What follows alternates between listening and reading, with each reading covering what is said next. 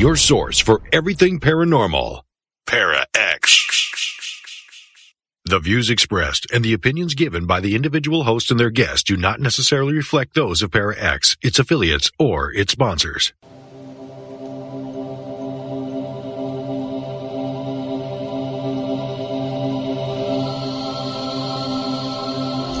Merry meet and merry part, bright the cheeks and warm the heart.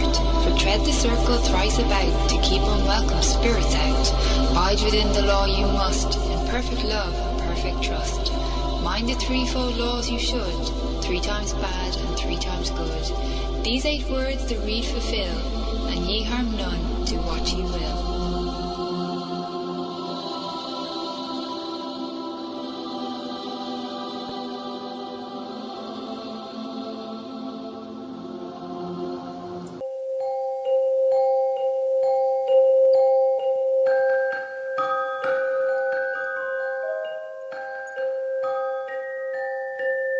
Welcome to Stirring the Cauldron on the Para-X Radio Network. And now, here's your host, Marla Brooks. Hey, merry meet everybody, and welcome to Stirring the Cauldron. I've got a really interesting guest tonight, and she's written a very interesting book, and her name is Gina Cole, and she's here with us to talk about her new book, Psychic Skills for Magic and Witchcraft. Now, Gina was initiated into the magic system of her mother and great-grandmother at the age of 13. She's a hedge witch, practitioner of hermetic magic, a psychic, a teacher, and a walker of many worlds. She ran Rowan Tree Pagan Ministries for 5 years and currently serves as high priestess and co-leader with Phaedra Bonowitz on in the Coven of the Rising Phoenix. Now, for those of you in the Para-X chat room, please feel free to ask Kat questions in either private message to me, or if you're brave, you could ask in the chat room and hope I don't get it lost in the chat room flying by so fast. And for those of you who aren't in the chat room but listening live, you can come over and join us at paraxradionetwork.com. All right. Hi, Gina. Welcome. Glad you're here. Hello, thank you for having me. It's a pleasure. It's a great book, and, this is going to be, once again, one of those shows where I have way more questions to ask than time allows, but I'm going to give it hell trying. So let's get started. The book is a step-by-step guide throughout the process of discovering and honing one's skills as a psychic, from foundation to advanced techniques. Now, for the most part, I've always thought that witches are psychic to some degree, all witches psychic, whether they realize it or not. And, as the old saying goes, they are, but not all psychics are witches. So, but is it kind of a fair assumption thinking that most witches do? Just about anybody is psychic, aren't they, in general? In general, yeah. It's amazing how many psychic skills people actually use almost.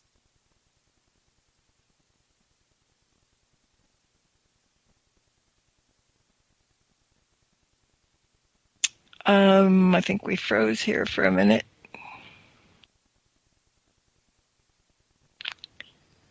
Are you with us still? I am, yes. Okay, you froze up. I think turn off your video, and maybe that's because sometimes that short circuits us. Okay, did you catch the answer to the question? No. Okay. You froze up. So, yes, I do think that most people use psychic skills every day. They just don't know that it is a psychic skill. And that's why I ferreted out a lot of those definitions and labels and stuff in the book. And wasn't quite easy to do because it's like trying to write about something that's like breathing, So it was a bit of a challenge in that way. And yes, you're absolutely correct. Not all witches are psychics, and not all psychics are witches. Yeah, but I think we all have it in it. But, you were very lucky to be raised in a family that encouraged you and were metaphysically inclined. Your mother was a Christian who practiced witchcraft and psychicism, and your grandmother was more traditional, but so you really didn't need to be introduced to the craft or the psychic realm, or maybe did you, because you stood out from other people? I really, looking back on it, feel I was never not that way, and they were like, oh, we got to do something with this. And so, yeah, they were available to talk to and, help me with a lot of that stuff because I was different. Growing up as a psychic isn't the easiest way to fit into society. Yeah, I was going to ask you how difficult it is to grow up in a mundane world when you're not mundane. Right?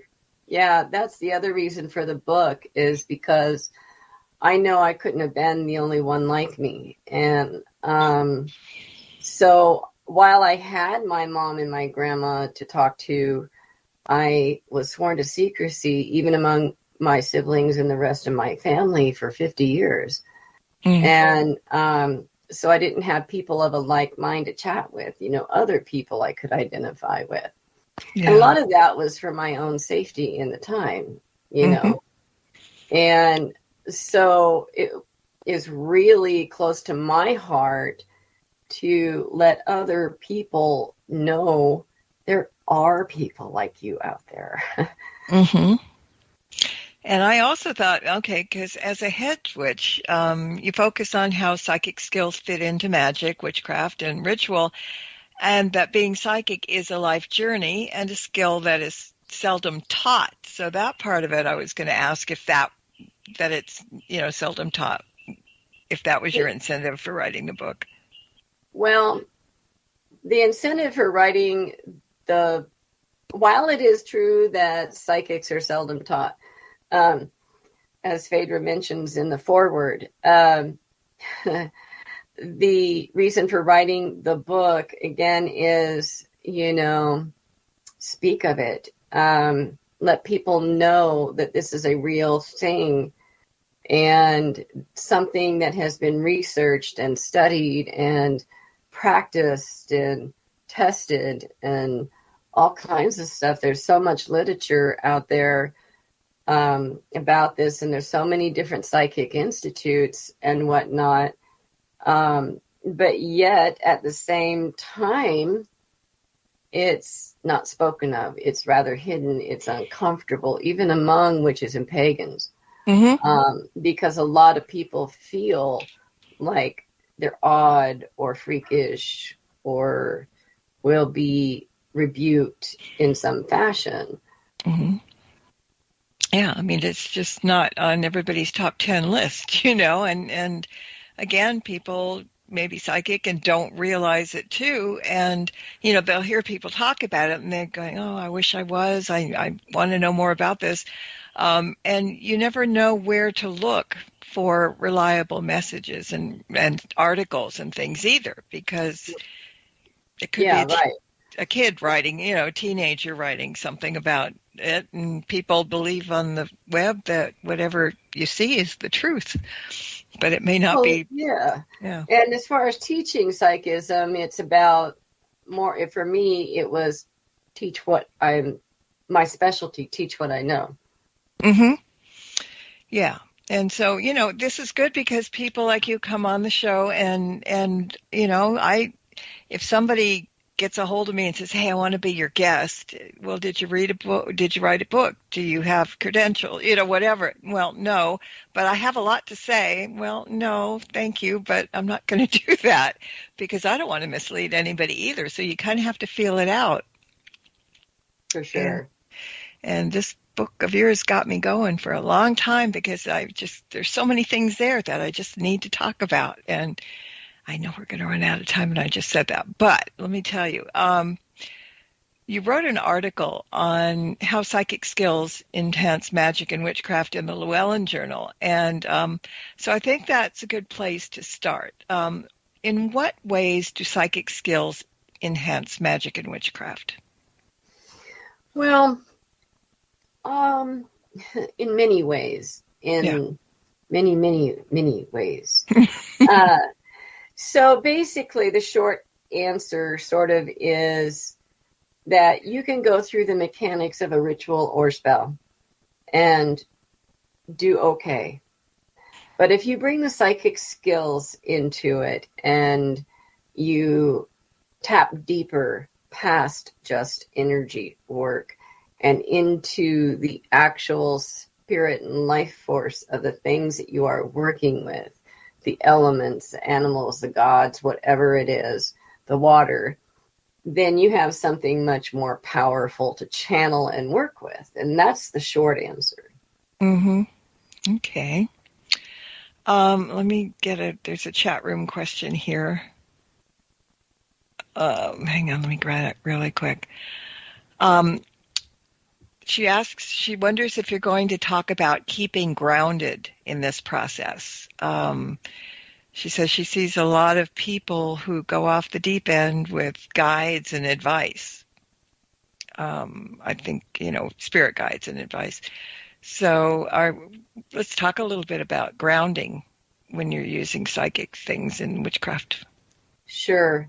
The very best way to stay grounded as a psychic is to know yourself extremely well as an individual, what your quirks are and everything, and know them well enough to be able to put them aside instead of letting them interrupt your psychic process, and to also know yourself as a psychic so well that you are aware of what is psychism and what is not.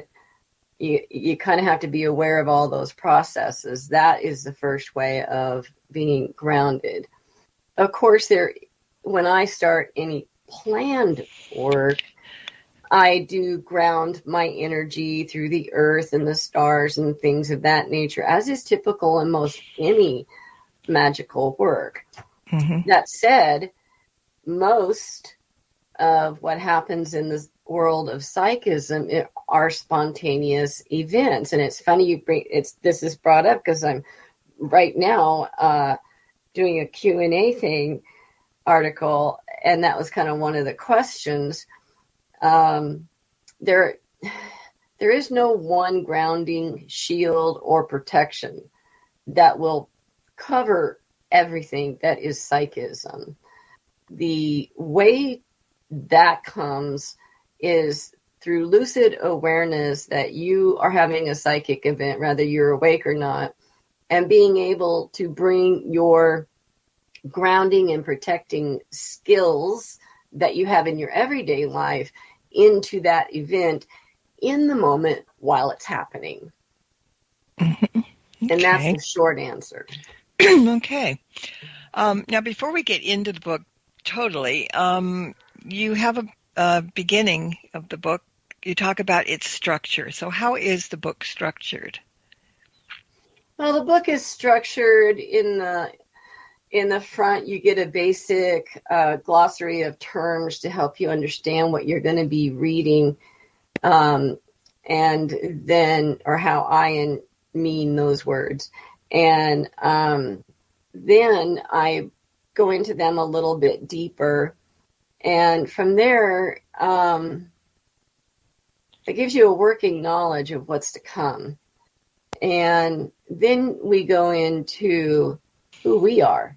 That's the social conditioning part. Because if we don't know who we are, we don't have a very good foundation. We're loose and all over the place. And it goes back to what I said is knowing yourself.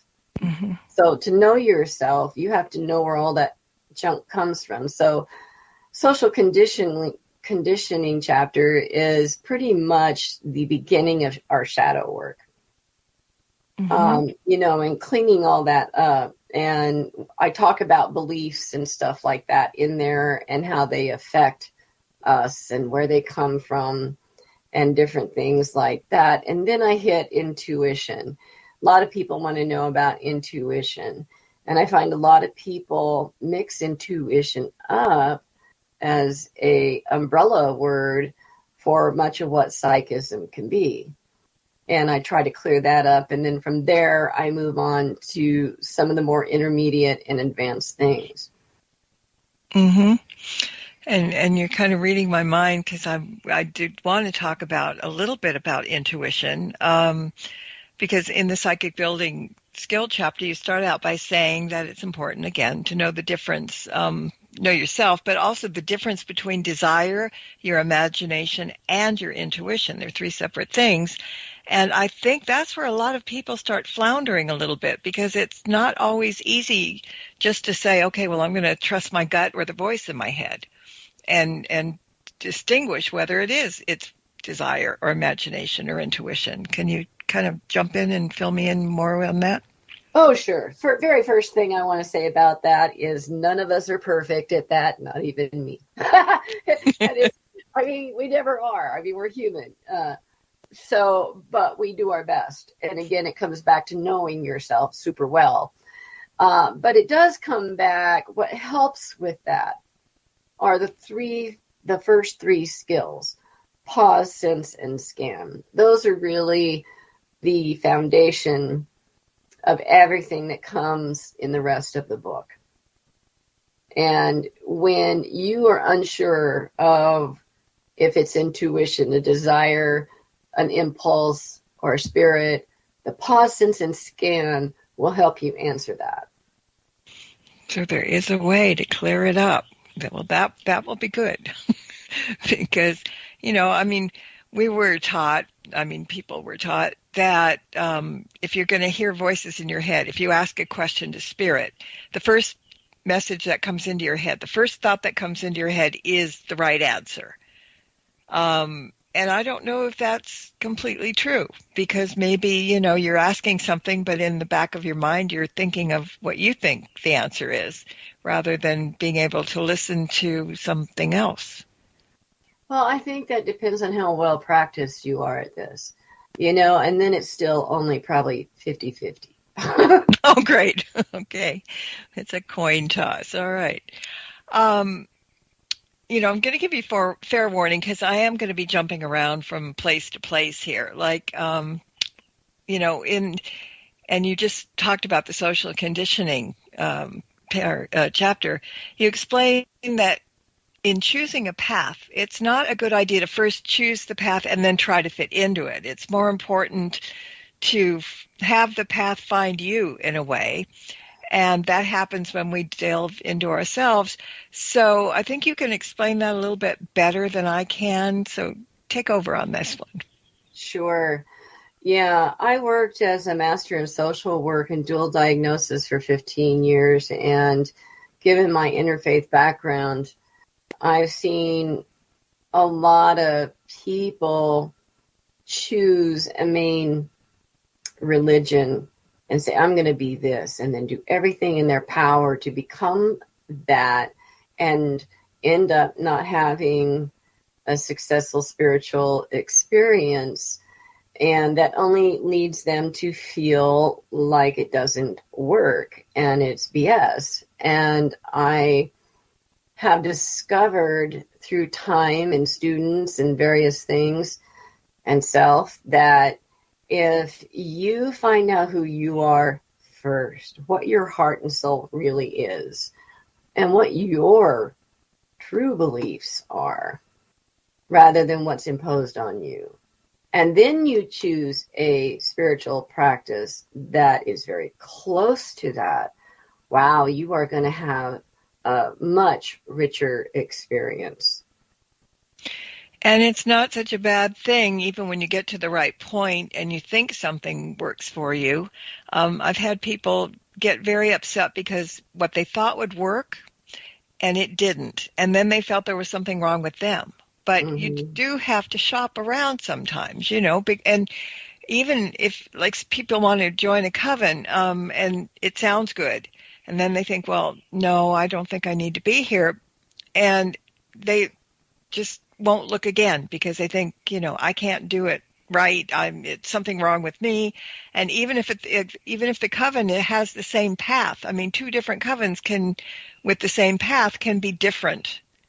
You hit the nail on the head there. Every single group, every single coven, every single church, every single spiritual practice across the world, no two are alike. Mm-hmm. Yeah. So it's kind of trial and error, but once you kind of know what's right for you and close out all the noise around you that well, you're just like this, you should do this and this and that. When you start free thinking on your own, it's not so bad. But, people have great difficulty. I've had guests and other people talk to me about, I don't know my path. What do I do? How do I find it? And it does sometimes find you if you keep your ears and eyes open, right? Absolutely. If you're listening, it will come. This again is back to awareness and knowing what you're listening to, what you're hearing, seeing, and feeling. I'm a huge advocate of journaling by hand and writing all that stuff down. And because it's a way of going back and it's tangible rather than some vague thought you might lose later. Mm-hmm. Yeah. And thoughts get lost a lot, at least for me, But yeah, I mean, people make things more difficult, I think, than they really are. But there's so much in your book that they can hang on to and understand easily and follow. And it's really one of the reasons that they should buy the book. Okay. Now, I saw in the Magic Arts and More chapter that you talk about bibliomancy, lots of forms of divination, but bibliomancy always catches my eye because it's one of my favorite forms of divination. And it's something that anyone can practice. And so I decided to try it with your book to see what I should ask, Okay. So I opened the book, and for people that don't know, you can have a book or a magazine or anything written in front of you. But if, like say it's a book, close your eyes, open the book anywhere at random, and point your finger somewhere. And then open your eyes and see what paragraph or sentence it is. And that's kind of the message that you're supposedly getting from it. Mm-hmm. So I looked away. I opened your book. My finger landed on the dream state in the dream work chapter. Now, that particular paragraph explains what the dream state is, and you can briefly explain that, but I'm really interested in another topic in that chapter because that was on the page before that I just noticed, and that was the hypnagogic state, where we're able to control dreams. And that is very necessary for those who have recurrent nightmares or bad dreams all the time. And I didn't really think that we could control dreams because dreams, from what I understand, come from the subconscious. So I want to talk about that too, but you can start with the dream state and then jump into the hypnagogic state. Well, the hypnagogic state is the post-dream state. Okay. And the hypnopompic is the pre-dream state. And they both do two very different things. And of course, even with that said, each person has their own unique way of experiencing those. But there are commonalities, there are traits, consistent traits. So in the hypnopompic, it is more hypnotic and suggestive, which is where you can ask yourself a question and go to sleep. And by the time you wake up and you're going through the post-dream state, you will have something of an answer. And in the hypnopompic or hypnagogic state, now, that is where we get many of our answers. At least I know I certainly do. That's where I tend to be the most lucid as well. And I think from what I hear of other people, they do too. They're half awake, half asleep, lots of things on their mind, remnants of dreams and ideas and stuff. And in both of those states, what is really occurring is that your daily conscious mind is releasing and your subconscious mind is expanding, and they rise to meet each other and are able to speak to one another.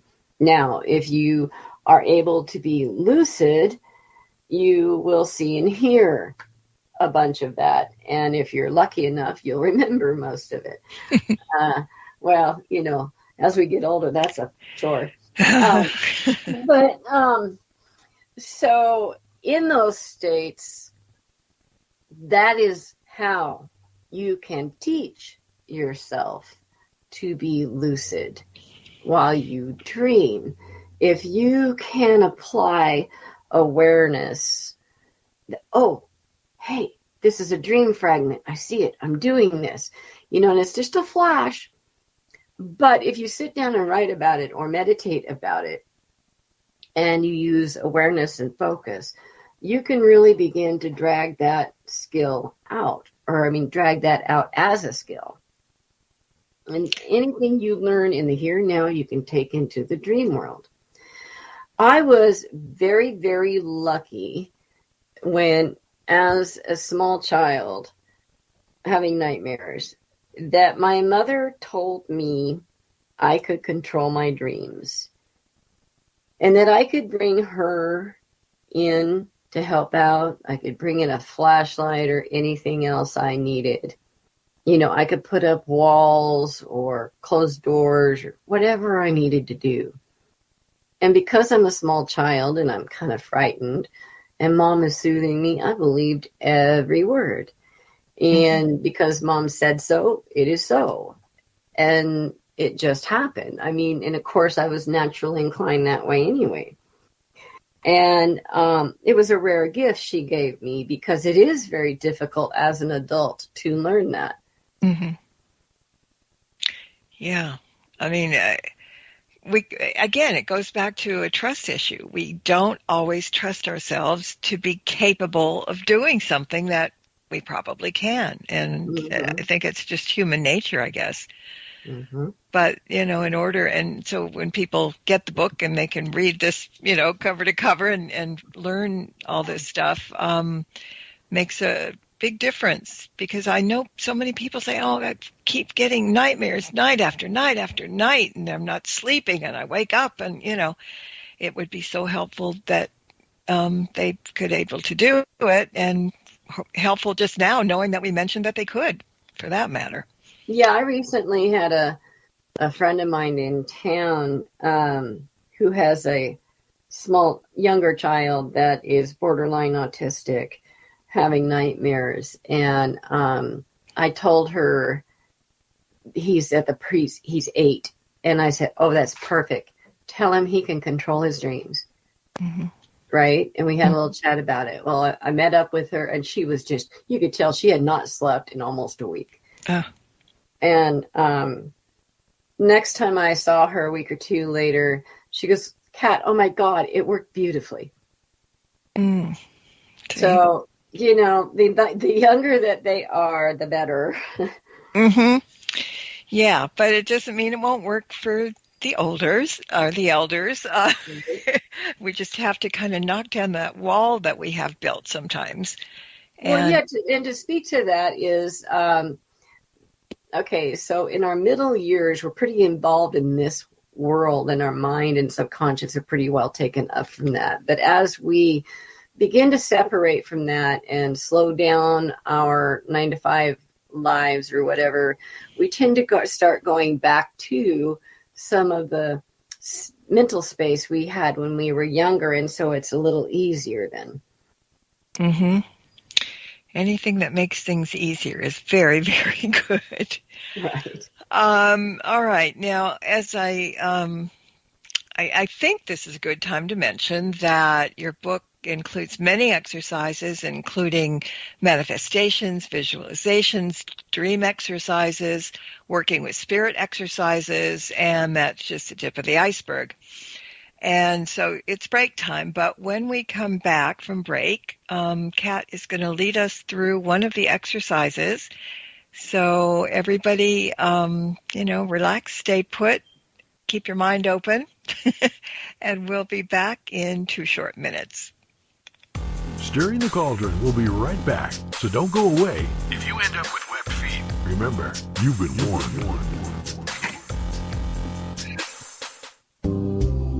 missed an episode of Stirring the Cauldron, then be sure to check out marlabrooks.com and check out the archive. And while you're there, check out Marla's weekly Witches Oracle card reading. Explore the site to find many great resources, such as information on tarot, oracle readings, metaphysical consultations, and links to all of Marla's books. That's marlabrooks.com. Hey everyone, thank you so much for listening in to Stirring the Cauldron. I just wanted to give you a quick heads up if you don't already know about the free weekly Witches Oracle deck readings that I post on my website every Monday. Now let me answer the age-old question before you ask it, which is, well, how do I know it's for me? And the answer is pretty simple. If you weren't meant to see it, you wouldn't know it was there. So if you're curious about what the week has in store for you, pop on over to marlabrooks.com every Monday and scroll down on the homepage, and there it will be. If you like tonight's episode of Stirring the Cauldron and the archive podcast as well, take a look at the show's YouTube channel and check out the dozens of shows that are there just waiting to be heard. New shows are added each week, and while you're there, why not subscribe? It's free. And if you click on that tiny little bell icon at the top of the page, you'll be notified when new shows are available. Just go to youtube.com and then type in Stirring the Cauldron Para X and the link will appear. Just like magic.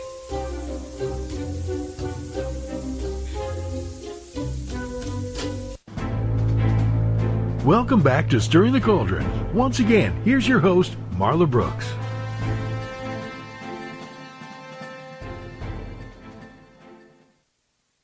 And my guest tonight is Gina Cole, and we're talking about her new book, Psychic Skills for Magic Witchcraft.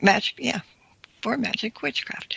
All right. As I mentioned before the break, Gina is going to lead us through one of the exercises in the book, and I'm not sure which one. So which one have you chosen, Kat? Well, I am choosing the pause, sense, and scan. Those are the first three I really go through in the book, and they are really the core of everything that comes after. And I'll start by saying that they sound very simple, especially if you have any experience, but they are very, very vast in value. So most of us know what it means to pause. So what we do here in the pause is we just stop for a minute. We breathe, we clear.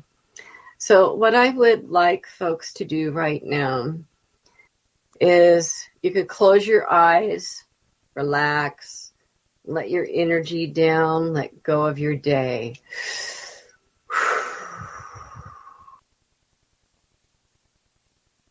Just let it go, let it flow out.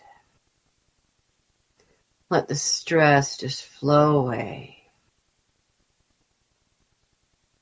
And pause your thinking. Hold that for a moment. Breathe again. And now we move into sensing, listening to what you hear inside your own mind, your own wisdom, what that part of you don't usually hear is saying to you. That is sensing within ourselves.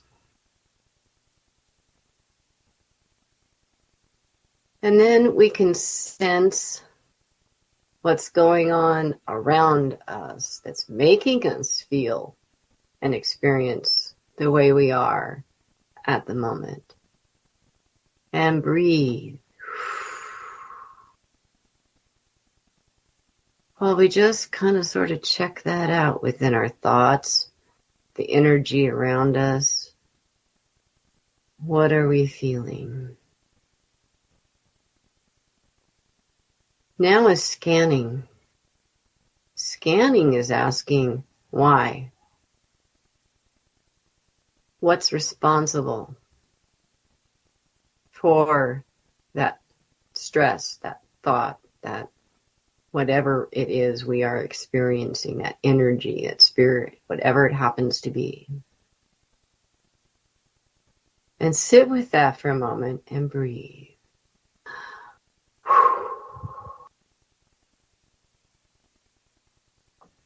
Think about what's going on around you for a moment. Now take that and push it outward to a larger space. What else is going on around you, say within 50 or 100 feet, that might be stirring up the reason you needed to pause?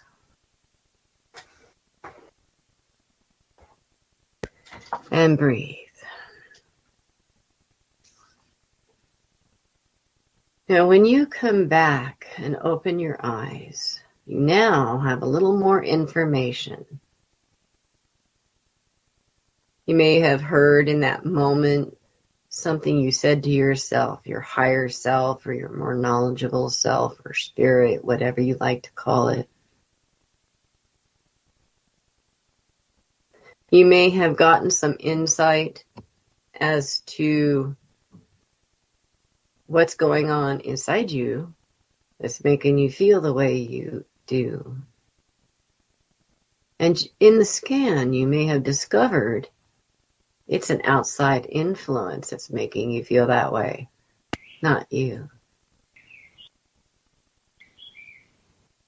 Now that you have that information, now you can move forward and finish whatever it was that you were doing, armed with that information. So take a breath, gather it up, and let's all come back to what we're doing. So the pause, sense, and scan can occur at work, in the middle of a crazy day, in the bathroom or the copy closet or corridor or stairway. You can go out there, you can breathe, you can pause and scan, you can think, and you could choose your actions and words then based on the information that you just got. You see, when we're stressed and all of that, or we're in a hurry, or preoccupied, or overly engaged with anything, really, our actual intelligence comes down by almost 30%. Oh, God. Yeah. Yeah. That's scary. Yeah. And so when we pause, we increase that. And it actually makes us much more productive, much more knowledgeable about the facts that are really going on around us and what we truly think, rather than reaction, we can act. Now, the pause, sense, and scan go way beyond this in value. The pause, sense, and scan actually all but cured my stage fright and anxiety. Mine was, I was sworn to secrecy for 50 years, and so talking was scary at first. And I was so scared and anxious about it, I would be tearful and I would stutter. I would have such anxiety in my chest, it would hurt and I couldn't breathe. And I have worked through that with the pause, sense, and scan, to the point that my very first vlog interview on YouTube this year, my husband got to watch, and he heard me pause, and he looked at me and he watched a little bit more, and then he stopped the video and he looked at me and he says, "How did you do that?" I said, "Do what?" He says, "I heard you pause." And I went, "Uh-oh, here we go." And he expected problems, that I would be nervous and just blurt it all out, or I'd lose track of what I'm saying and not be able to speak well and get very flustered and upset. And that did not happen. And it's the pause, sense, and scan that have done that for me. And it can do it for other people as well. Will it cure everything? No. But it sure helps. And it can be used in many, many things that cause us stress or tension or being overwhelmed, anything in those categories. I mean, including right down to including ritual or trance or any of the other psychic skills, because witchcraft and magic are transgressive, and there are times where you're in the middle of something and it's scary, and if you use the pause, are capable at the moment, because it's a tool to use, we're not perfect at it. If you're capable at that moment of using the pause, sense, and scan, you could take that anxious part of you and say, not now, I'll come back to you in a minute. I love you. Just chill and move forward. Mm-hmm. Okay, I'm looking at more questions from the chat room. We've got to jump in and we'll try to get all these done.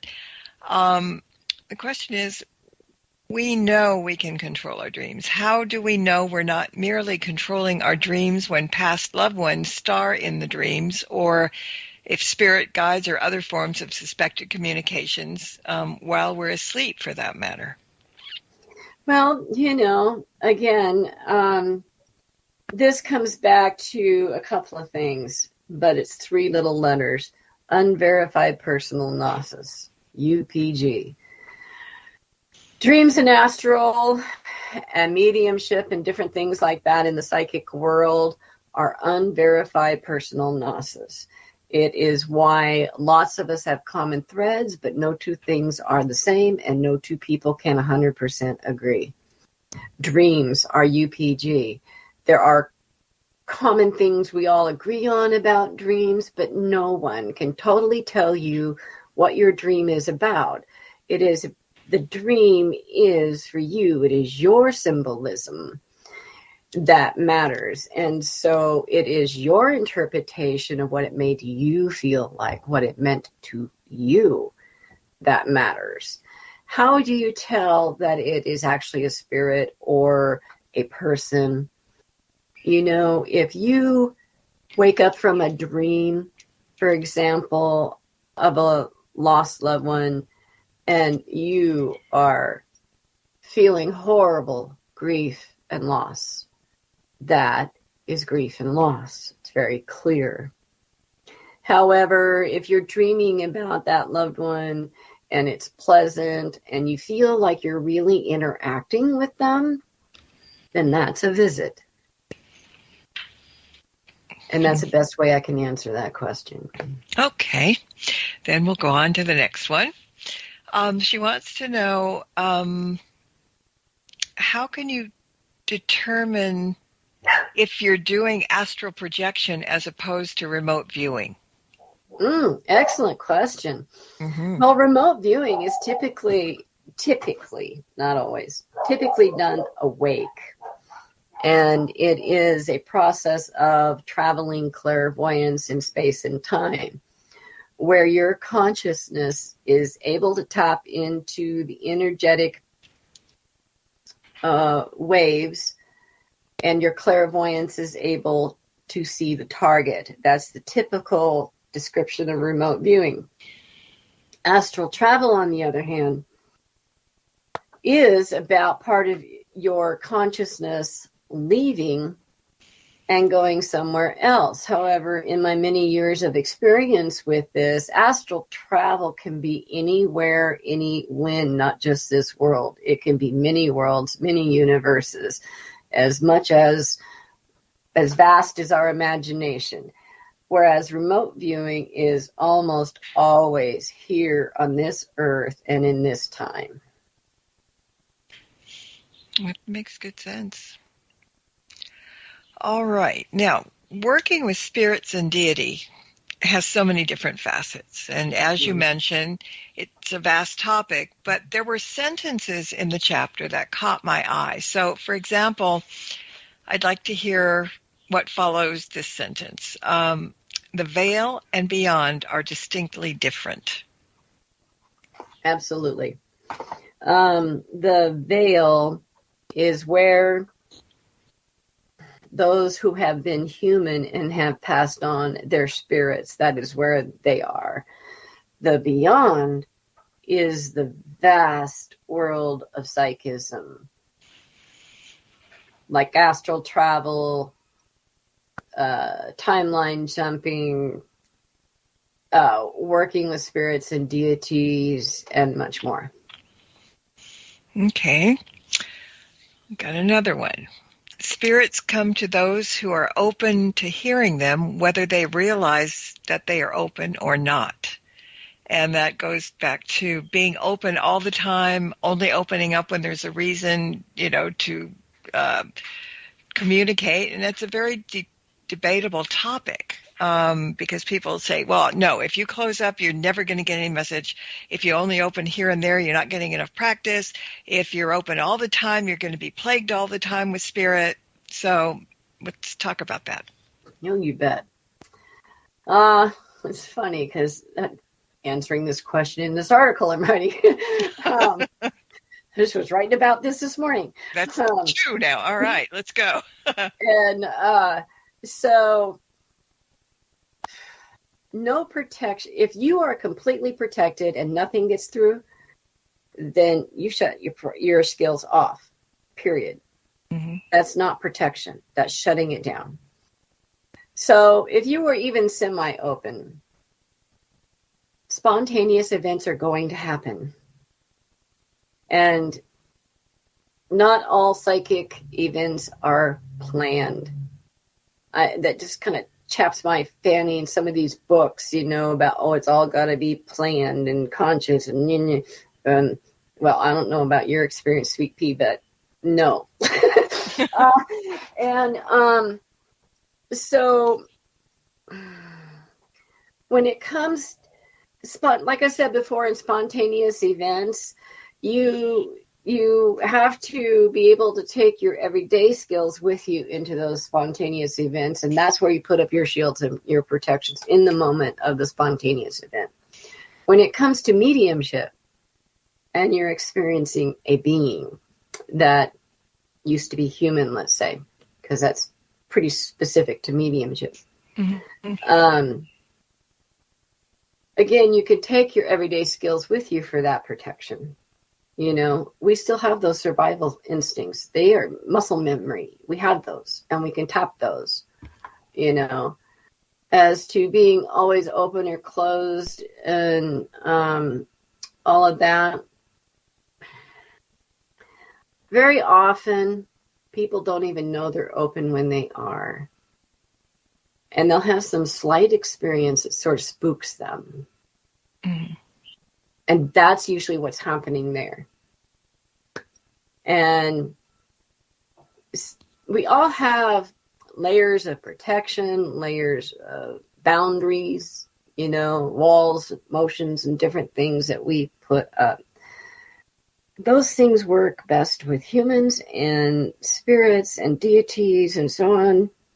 They don't necessarily abide by those rules. True. Because they don't have to, right? Right. Exactly. They are different critters. Mm-hmm. There's a big debate. And again, that goes back to UPG. There's traits and characteristics that are similar, but no two are the same. Mm-hmm. That's why there's so much disagreement about various things. Yeah. All right. So, I guess it depends on who you are. I mean, if you feel strong enough and always want to open yourself up because you're afraid you're going to miss something or whatever, just know that if you call somebody, know how to get rid of them. It's that simple. If you get some entity that you don't want, you don't sit there and think, oh, now what do I do? You have to learn your craft. All right. And here's another thing that people get mixed up. You were talking about mediums and stuff, and we're talking about psychic stuff. A lot of people don't know the difference between a psychic and a medium. So maybe it's a good time to clear that up. Well, Good question. So mediumship is a psychic skill. Mm-hmm. And you don't have to be a witch, pagan, paranormal person to experience mediumship. I know quite a few Christians that do it, and Buddhists, and this, that, and the other, and it kind of goes back. Well, see, Sybil Leek a long time ago in her book of telepathy said that those frequencies are like radio waves, and we now kind of equate it to energy that resonates. And if you're tuned into that and you're not aware you're tuned into that, you're going to get it. Mm-hmm. Yeah, well, some of it, I don't know, I had somebody describe it as a psychic can read your future and tell you what's going on, but can't talk like to spirit as a medium can. And I wasn't too sure about that, but I really don't think that's true. I understand why a lot of folks separate the two. And it is important to separate the different skills and label them and so on. So that we can discuss it, and study it and so on. But a psychic is somebody who doesn't just read the future and have precognitive abilities. A psychic can be clairvoyant. A psychic can be claircognizant. Or any of the other clair skills. Right. There's Edgar Casey, the medical psychic. He was a psychic. yes. And just because you're a psychic doesn't mean you can't also do mediumship. It may offend some, but mediumship does fall under psychism. And psychism is a study of all things in the psychic realms. Mm-hmm. And if you can speak with deity and spirits, like fae or whatever else, mediumship is not a far jump. Mm-hmm. That's it. Okay. I've got one more statement to cover before we have to go and let you talk about where people can find you and all that stuff. But the quote was, "Believe it or not, invisibility is a very real thing and it's something that people do without noticing." Absolutely. Those wallflowers we all know? Mm-hmm. Right? Mm-hmm. It's invisibility. It's a cloak. And what they're doing is cloaking their energy. It's not like the magician invisibility where they're bending light or it's a trick to the eye. This is about containing your energetic signature so that and putting up a shield around you so people don't see or notice you. Mm-hmm. And people think, and some people complain that, nobody ever notices me. Nobody, I'm the last one that people recognize and all that stuff, but we do it ourselves, don't we?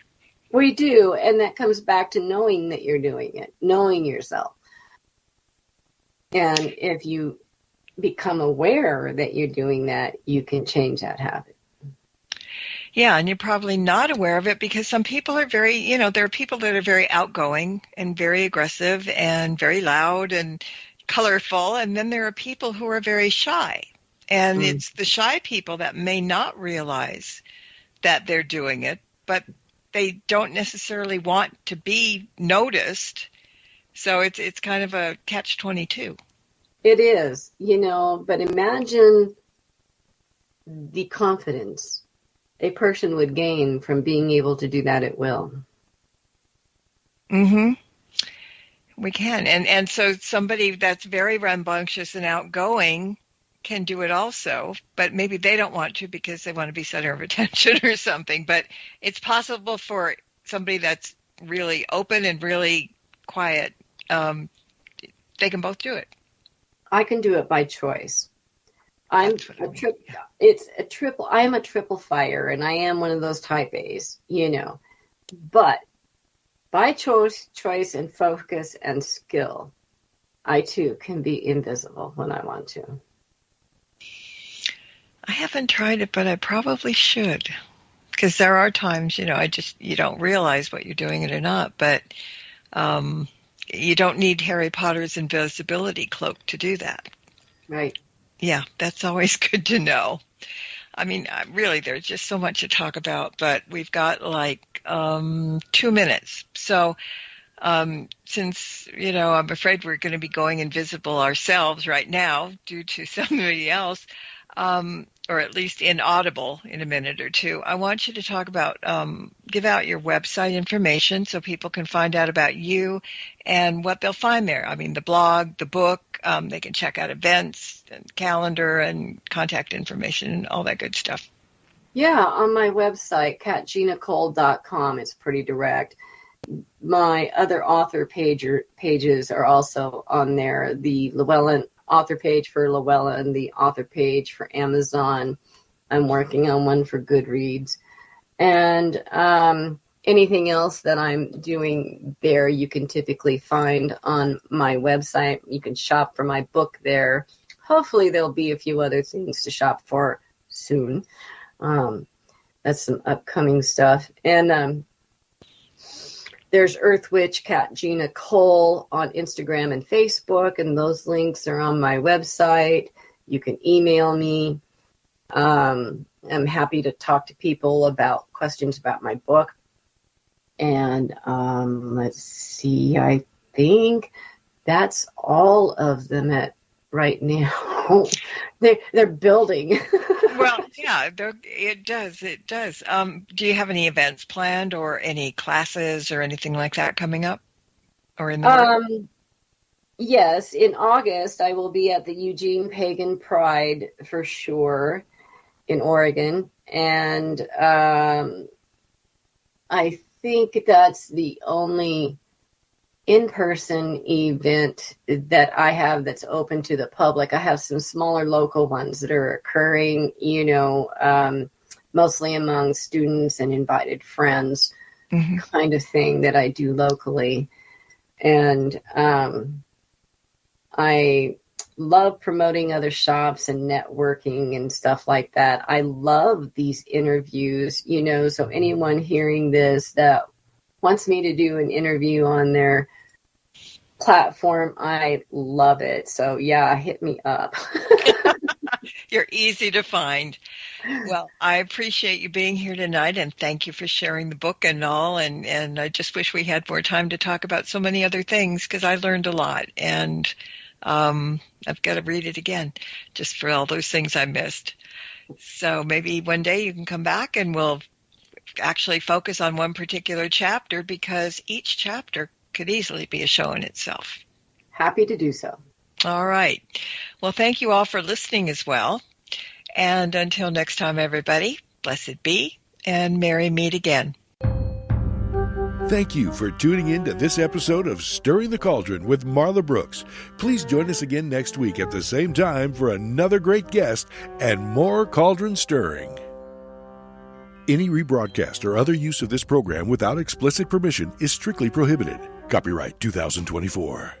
The Mysterioso March by Kevin MacLeod is licensed through Incompetech.com.